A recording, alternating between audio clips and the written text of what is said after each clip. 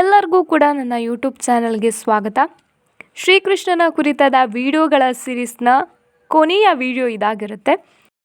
ಕೃಷ್ಣನ ಜನನದ ಹಿಂದಿನ ಕಥೆಯ ವಿಡಿಯೋ, ಶ್ರೀಕೃಷ್ಣ ಹಾಗೂ ಕೃಷ್ಣನ ತರ್ಲೆ, ತುಂಟಾಟ ಹಾಗೂ ಅವನ ಬಾಲ್ಯದ ಪವಾಡಗಳ ಕುರಿತಾದ ವಿಡಿಯೋ, ಕೃಷ್ಣಲೀಲೆ, ಕೃಷ್ಣನು ಮಾಡಿದಂತಹ ಕೇಶಿವಧೆ, ಕೃಷ್ಣನ ಕಾಳಿಂಗ ಮರ್ದನ, ಇನ್ನೂ ಅನೇಕ ಮರ್ದನದ ಕುರಿತಾದ ಇಂಟ್ರೆಸ್ಟಿಂಗ್ ವಿಡಿಯೋ, ಕೃಷ್ಣನ ಕಾಳಿಂಗ ಮರ್ದನ, ಈ ಎಲ್ಲ ವಿಡಿಯೋಸ್ಗಳು ಕೂಡ ಈಗಾಗಲೇ ನನ್ನ ಯೂಟ್ಯೂಬ್ ಚಾನಲ್ನಲ್ಲಿ ಅಪ್ಲೋಡ್ ಆಗಿದೆ. ವಿಡಿಯೋದ ಲಿಂಕನ್ನು ಡಿಸ್ಕ್ರಿಪ್ಷನ್ನಲ್ಲಿ ಕೊಟ್ಟಿರ್ತೇನೆ. ಇಂಟ್ರೆಸ್ಟ್ ಇರೋರು ಪ್ಲೀಸ್ ಚೆಕ್ಔಟ್ ಮಾಡ್ಕೊಳ್ಳಿ. ಬನ್ನಿ ಇವತ್ತಿನ ವಿಡಿಯೋನ ಸ್ಟಾರ್ಟ್ ಮಾಡೋಣ. ಬ್ರಹ್ಮನು ಒಮ್ಮೆ ಕೃಷ್ಣನ ಶಕ್ತಿಯನ್ನು ಪರೀಕ್ಷಿಸಲು ಬೃಂದಾವನದ ಎಲ್ಲ ಹಸುಗಳನ್ನು ಹಾಗೂ ಅವನ ಸ್ನೇಹಿತರನ್ನು ಬ್ರಹ್ಮಲೋಕದಲ್ಲಿ ಬಚ್ಚಿಡ್ತಾನೆ. ಇದನ್ನು ತಿಳಿದ ಕೃಷ್ಣ ಬ್ರಹ್ಮದೇವನ ಮೇಲೆ ಅಸಮಾಧಾನಗೊಂಡು ಆತನಿಗೆ ಬುದ್ಧಿ ಕಲಿಸಲು ನಿರ್ಧರಿಸ್ತಾನೆ.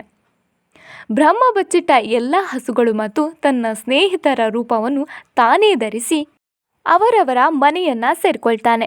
ಯಾರಿಗೂ ಕೂಡ ಅದು ಕೃಷ್ಣ ಎನ್ನುವುದು ಅರಿವಿಗೆ ಬರುವುದಿಲ್ಲ. ನಂತರ ಕೃಷ್ಣನನ್ನು ಪರೀಕ್ಷಿಸಲು ಬ್ರಹ್ಮ ಬೃಂದಾವನಕ್ಕೆ ಬಂದಾಗ ಎಲ್ಲ ಹಸುಗಳನ್ನು ಮತ್ತು ಕೃಷ್ಣನ ಸ್ನೇಹಿತರನ್ನು ಕಂಡು ಆಶ್ಚರ್ಯವಾಗ್ತದೆ. ತಾನು ಮಾಡಿದ ತಪ್ಪಿನ ಅರಿವು ಬ್ರಹ್ಮನಿಗಾಗ್ತದೆ. ಅವನು ಕೃಷ್ಣನ ಬಳಿ ಕ್ಷಮೆಯನ್ನು ಯಾಚಿಸ್ತಾನೆ. ಬ್ರಹ್ಮ ಎಲ್ಲ ಹಸು ಮತ್ತು ಕೃಷ್ಣನ ಸ್ನೇಹಿತರನ್ನು ಮರಳಿ ಬೃಂದಾವನಕ್ಕೆ ಕಳಿಸ್ತಾನೆ.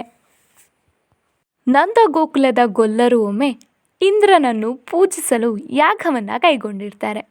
ಆ ಸಮಯದಲ್ಲಿ ಶ್ರೀಕೃಷ್ಣನು ಗೊಲ್ಲರಿಗೆ ಯಾಗವನ್ನು ಮಾಡುವ ಬದಲು ಗೋವರ್ಧನ ಪರ್ವತವನ್ನೇ ಪೂಜಿಸುವಂತೆ ಸೂಚಿಸ್ತಾನೆ. ಕೃಷ್ಣನ ಆದೇಶದ ಮೇರೆಗೆ ಗೊಲ್ಲರು ಗೋವರ್ಧನಗಿರಿಯನ್ನು ಪೂಜಿಸಲು ಮುಂದಾಗ್ತಾರೆ. ಇದರಿಂದ ಕೋಪಗೊಂಡ ಇಂದ್ರನು ಗೋಕುಲವೇ ಮುಳುಗಿ ಹೋಗುವಷ್ಟು ಧಾರಾಕಾರವಾಗಿ ಮಳೆಯನ್ನು ಸುರಿಸ್ತಾನೆ. ಮಳೆಯಿಂದ ಕಂಗಾಲಾದ ಗೊಲ್ಲರು ಕೃಷ್ಣನ ಸಹಾಯವನ್ನು ಕೇಳ್ತಾರೆ. ಕೃಷ್ಣನು ತನ್ನ ಕಿರು ಬೆರಳಿನಲ್ಲಿಯೇ ಗೋವರ್ಧನ ಪರ್ವತವನ್ನು ಎತ್ತಿ ನಂದ ಗೋಕುಲದ ಗೊಲ್ಲರು ಪ್ರಾಣಿ ಪಕ್ಷಿಗಳನ್ನು ರಕ್ಷಿಸ್ತಾನೆ ಹಾಗೂ ಇಂದ್ರನ ಸೊಕ್ಕನ್ನು ಕೃಷ್ಣ ಮುರಿತಾನೆ. ಇಂದ್ರ ಕೃಷ್ಣನಲ್ಲಿ ಕ್ಷಮೆ ಯಾಚಿಸ್ತಾನೆ. ಇನ್ನೊಂದು ಘಟನೆಯ ಬಗ್ಗೆ ಹೇಳೋದಾದರೆ, ಒಮ್ಮೆ ಕೃಷ್ಣನು ಆತನ ಸ್ನೇಹಿತರೊಂದಿಗೆ ಹತ್ತಿರದ ಕಾಡಿಗೆ ತಿರುಗಾಡಲು ಹೋಗಿರ್ತಾನೆ.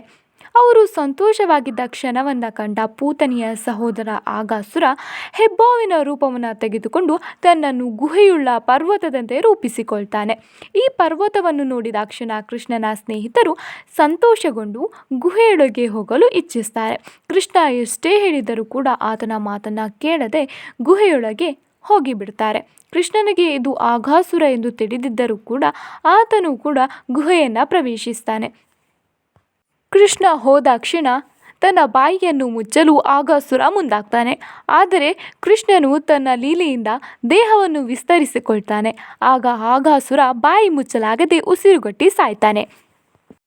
ಕಂಸ ಮಾಡಿದ ಪ್ರಯತ್ನ ಎಲ್ಲ ವಿಫಲವಾದ್ದರಿಂದ ಕೃಷ್ಣನನ್ನು ಕೊಲ್ಲಲು ಅವನು ಒಂದು ಹೊಸ ಯೋಜನೆಯನ್ನು ರೂಪಿಸ್ತಾನೆ. ತನ್ನ ಸೇವಕ ಅಕುರನ ಬಳಿಯಲ್ಲಿ ಕೃಷ್ಣ ಮತ್ತು ಬಲರಾಮರನ್ನು ಕುಸ್ತಿಗೆ ಆಹ್ವಾನಿಸುವಂತೆ ಹೇಳಿ ಕಳಿಸ್ತಾನೆ. ಕೃಷ್ಣ ಮತ್ತು ಬಲರಾಮರು ಕಂಸನ ಎಲ್ಲ ಸೇವಕರನ್ನು ಕೂಡ ಸೋಲಿಸ್ತಾರೆ. ನಂತರ ಕಂಸನೇ ಕೃಷ್ಣನನ್ನು ಕೊಲ್ಲಲು ಮುಂದಾದಾಗ ಕೃಷ್ಣ ಕಂಸನ ಕಿರೀಟವನ್ನು ತೆಗೆದು ಆತನನ್ನು ಕೊಲ್ಲುತ್ತಾನೆ. ತನ್ನ ತಂದೆ ತಾಯಿಯರನ್ನು ಜೈಲಿನಿಂದ ಹೊರತೆಗೆದು ಉಗ್ರಸೇನನನ್ನು ಪುನಃ ಸಿಂಹಾಸನದ ಮೇಲೆ ಕೂರಿಸ್ತಾನೆ. ಇದಾಗಿತ್ತು ಶ್ರೀಕೃಷ್ಣನ ಕುರಿತಾದ ಕಥೆಗಳ ಸೀರೀಸ್. ನಿಮಗೆ ಈ ಸೀರೀಸ್ನ ಎಲ್ಲ ವಿಡಿಯೋಸ್ಗಳು ಇಷ್ಟ ಆಗಿದರೆ ಪ್ಲೀಸ್ ನನ್ನ ಚಾನಲನ್ನು ಸಬ್ಸ್ಕ್ರೈಬ್ ಮಾಡಿ ಹಾಗೂ ಈ ವಿಡಿಯೋನ ಶೇರ್ ಮಾಡೋದನ್ನು ಮರಿಬೇಡಿ.